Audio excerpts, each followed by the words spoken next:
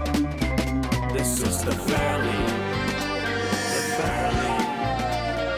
very nearly current show. Hub TV.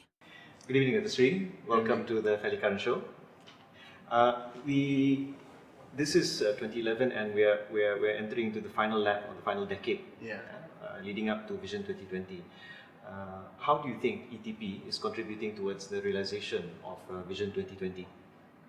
The ETP is our roadmap to get Malaysia to become a high-income economy by the year 2020, and not just a high-income economy.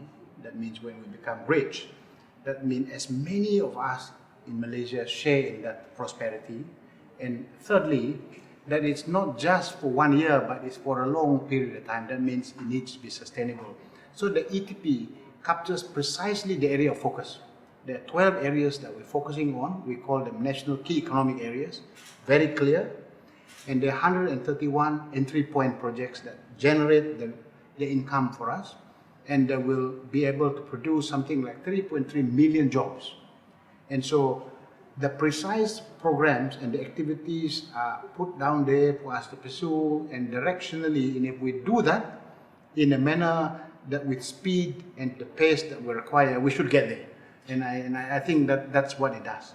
Do you think we have the, like you mentioned, with the speed and pace that we require, do you think that Malaysians in general are gaining that momentum? Are we increasing our speed to match, to get there? I'm really encouraged by the government transformation program. You know, we introduced that about more than a year now. So we have a full year last year implementing that. It's incredible the speed at which the government servants had been able to respond. I'll give you an example. Within last year, we mobilized something like 14,222 police into the 50 hotspots. 6,700 police that were doing desk job were mobilized into the street. So that huge mobilization of police into the hotspot. For the first time in 4 years, we've been able to reduce street crime actually by 35%. That's a phenomenal reduction. Overall crime has been reduced by 15%.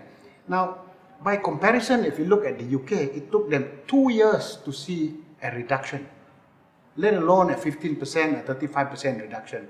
So it tells us when we want to do it in Malaysia, we can do it fast, provided we want to do it and we do it together. That's sweet. You mentioned that when we want to do it, we can do it fast. Now, one of the things that Malaysians here, of course, is the MKRA, one of which is crime reduction. But we also know about the MKRA, regarding ministries that are not within the MKRA. Can you just give us a sense of which of these ministries are doing well, and which ones, especially I think what Malaysians really want to know, could be doing better? So what we have now done is all the ministries we have 6 ministries that focus on the NKRA. There are 23 ministries that are focusing on the MKRAs. Now there are some of them have to do with trade, and some have to do with all sorts of things, flood mitigations. So at the beginning of the journey, we sit with them and agree what are their KPIs. And so on the basis of the KPIs, then monthly meetings are then put there so that they will then deliver. Now, I'm really encouraged, generally speaking, a lot of the ministries are hitting the targets and in the course of last year. The question you then have is that last year, and we will be releasing the real results, the full results, around end of March. Okay? End of March? End of March. End of March. We will come out with a report card that will say this is a performance in the course of last year. Now, there are a couple of things that will come out there. There are those ministries that do a really very good job. And some of them, good job, but not as good as the others. Right. And so, when you look at this, there are a few things that comes to mind. Okay, if they have done a really great job, maybe in the new year, let's increase the bar. Like high jumping. Right. So if you can jump relatively high over a low bar, you have to keep raising the bar. So this is part of the process that we're going through. The most encouraging story is that I have seen so far last year, tremendous attention to detail and execution. And so the results are quite pleasing, but I said wait for the report. So end of March. So you can't tell us which ones are doing okay and Not yet. so? We are right now actually going through the verification process. I see. We need to verify the numbers and audit and like an check. audit and checking and making sure the numbers are correct. And I can't go and say a number that's not yet agreed. Nice try. Okay. Now one last area, Dato Seri, because of course your time is very valuable. Sure. To make sure that everything's running smoothly. So. We understand that one of the projects under the NKEA Right. is the Select TV, Okay. where we're trying to distribute Malaysian content Right. abroad, especially online. Yeah. Now, do you think what is your opinion about the quality of Malaysian content that is being produced for this Select TV? Do you think that it's up to par? Do you think that people are interested in because for example, the Fairly Current show is an online. Right. It's an online content. Yeah. In our laboratory under the communications, content and infrastructure, we were very clear there's tremendous business opportunities if we get the right content, creative content.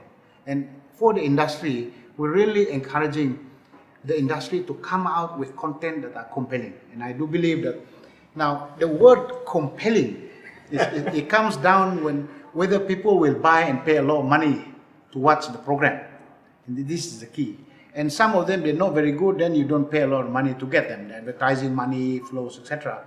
And I do believe that Select TV, they can use the existing content, some of what is available today, and already can monetize some of that.